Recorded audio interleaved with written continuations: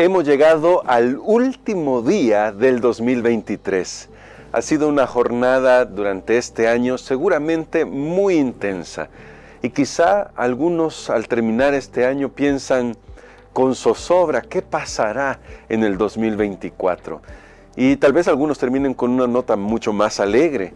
Algunas personas pueden sentir que en su experiencia tal vez las cosas no han ido tal como hubieran querido durante todo el 2023 y al finalizar el año no saben cómo van a enfrentar el nuevo año.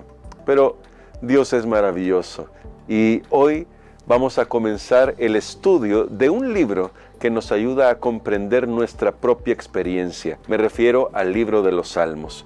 Este día vamos a introducirnos con nuestro nuevo folleto de estudio que por la gracia de Dios durante 3 meses nos va a permitir explorar un poco algunos temas importantes dentro de los Salmos.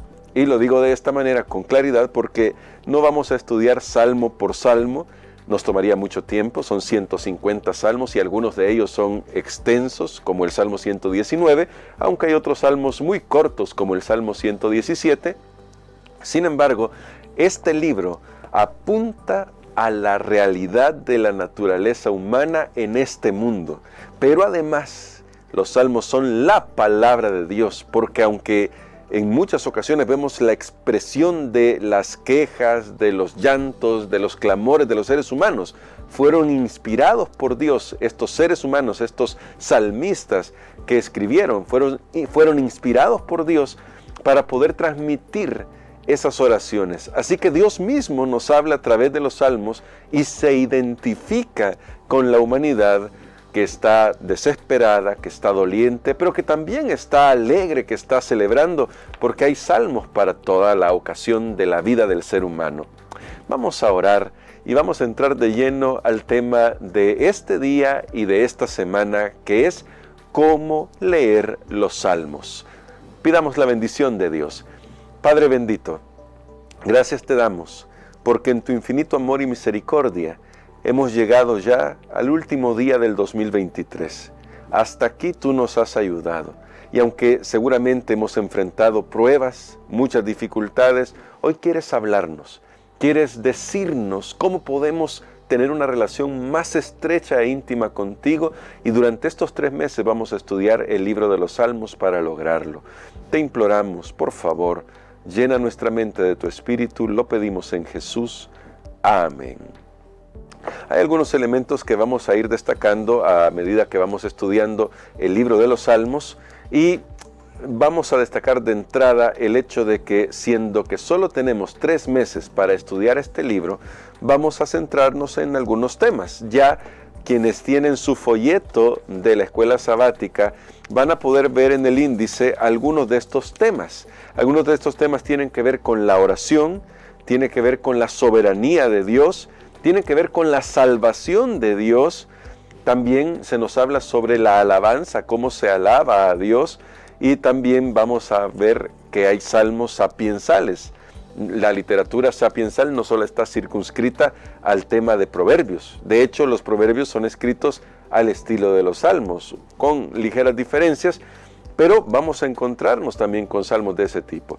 Doy estos ejemplos porque, como verán, la intención de este trimestre será tratar de ayudarnos a cubrir la experiencia humana, cómo nosotros enfrentamos las pruebas y cómo los salmos nos pueden hablar a nosotros hoy en el siglo XXI, sin perder de vista que el libro de los Salmos es poesía hebrea que fue escrita en un contexto específico, histórico específico, pero cuyo mensaje, los principios que contienen, nos hablan directamente a nosotros. Así que debemos tener esto en mente porque a la hora de leer poesía, la poesía hebrea, vamos a tener que considerar algunos elementos. Abro un paréntesis acá. Si a usted le gusta leer poesía, ya sabe que para leer un buen poema, o para leer un poema de buena manera, para decirlo mejor, hay que saber algunas técnicas que usó el escritor a la hora de plasmar sus ideas en una poesía. Por ejemplo, en nuestra poesía en español, usted debe saber qué es un endecasílabo, debe saber cómo se compone un soneto. Esto es para la poesía en español. Y debe saber qué significa rima abrazada, rima cruzada, y rima asonante, consonante, etc. Todos esos elementos hacen que cuando uno lea poesía realmente la aproveche y la aprecie. Algo similar, cerrando el paréntesis ahora, algo similar se necesita a la hora de leer la poesía hebrea. La poesía hebrea tiene algunos elementos que son importantes, de los que iremos hablando a lo largo de la semana, pero concretamente en el día viernes, así que esté pendiente toda la semana, vamos a tocar algunos de estos elementos. No solamente el día viernes, también el día martes, el día viernes terminaremos de pulir algunos de los elementos sobre cómo se lee la poesía hebrea, pero hoy comencemos con el lugar que tenían los salmos en el culto del antiguo Israel. Los salmos son ese himnario que se fue componiendo a lo largo del tiempo y que se llegó a convertir en esta colección de 150 oraciones, alabanzas, porque son oraciones también, oraciones y alabanzas conjuntas que se expresaban en diferentes momentos del culto. Si usted abre su Biblia y lee en los textos que aparecerán en la descripción del vídeo, y si usted tiene su folleto, también los verá en su folleto, estos textos nos hablan de algunos momentos en los que se estudiaban los salmos o se recitaban los salmos. No lo voy a decir se estudiaban, hoy los estamos estudiando, en los que se recitaban los salmos. Algunos de estos momentos eran, por ejemplo, el culto, momentos de agradecimiento, momentos de dedicación. También en la intimidad del hogar alguno podría exclamar sus peticiones a través de los salmos. Había una gama diferente de momentos en los que los salmos se utilizaban.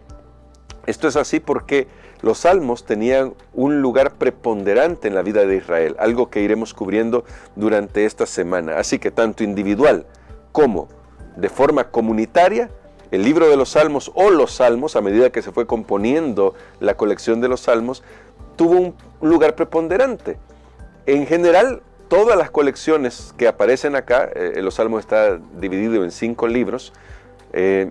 Vamos a destacar una curiosidad al final de la semana sobre esa división de 5 libros. Tal vez usted ya la conoce, pero para quienes no la conocen, pero son llamados en hebreo Telijim o Tehilim, quiero decir, Tehilim, que significa alabanza. Y hay varios elementos acá que vemos en la vida del pueblo de Israel, como por ejemplo, en el momento de la Pascua hay algunos salmos que se utilizaban.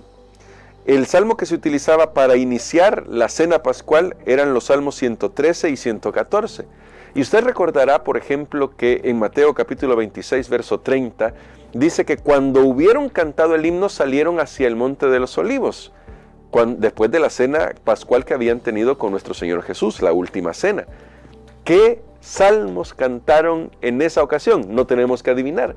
La liturgia judía nos lo dice. Los salmos que cantaron en esa ocasión fueron los salmos 115 al 118. Esos eran los que se utilizaban para finalizar la cena pascual.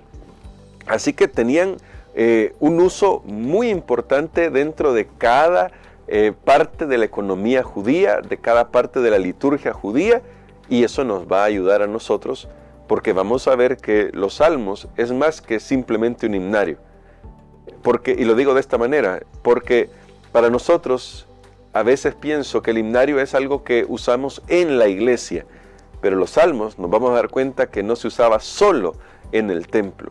Había multitud de ocasiones donde los salmos se podían utilizar.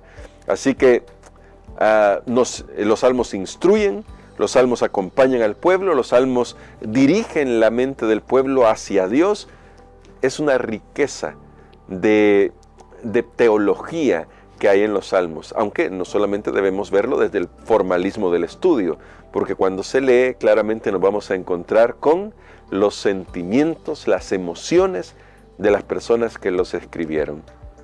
Pero también eso nos va a dar una vislumbre del corazón de Dios, del corazón de esa persona a la que adoramos, a la que amamos y que se interesa por nosotros.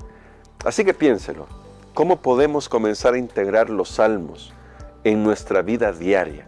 No solamente en la adoración en el templo, sino en nuestra vida diaria, tal vez en nuestras oraciones, tal vez en los momentos en los que nos sentimos desesperados. Ya iremos haciendo una aplicación sobre estos elementos que nos van a servir para que los salmos se conviertan no solamente en una lectura litúrgica fría y que se hace en algunos momentos, como por ejemplo la Santa Cena en nuestros casos, en la Iglesia Adventista del Séptimo Día, y que no solamente es una lectura que hacemos, una mera lectura, lo voy a decir así, superficial, porque tengo la impresión que a veces pensamos que los salmos están ahí como algo para suavizar todo el contenido de la Biblia, pero no, en los salmos hay profundidad que necesitamos explorar con la ayuda del Espíritu Santo. Así que hoy vamos a orar y vamos a pedirle al Señor que por favor nos ayude a tener la experiencia que tenía el pueblo de Israel con los salmos, que sea algo vivo para nosotros también. ¿Qué le parece? Querido Padre, en este estudio que estamos comenzando del libro de los Salmos, queremos descubrir esas facetas tuyas en las que podemos acercarnos con total confianza, con nuestros pesares, incluso con nuestras quejas, con nuestros dolores, con nuestras tristezas, pero también con nuestros planes, con nuestras alegrías, con nuestros sueños, porque los salmos nos dicen que tú estás cercano. Tú que eres el Dios supremo del universo, también estás cercano a todo aquel que te busca.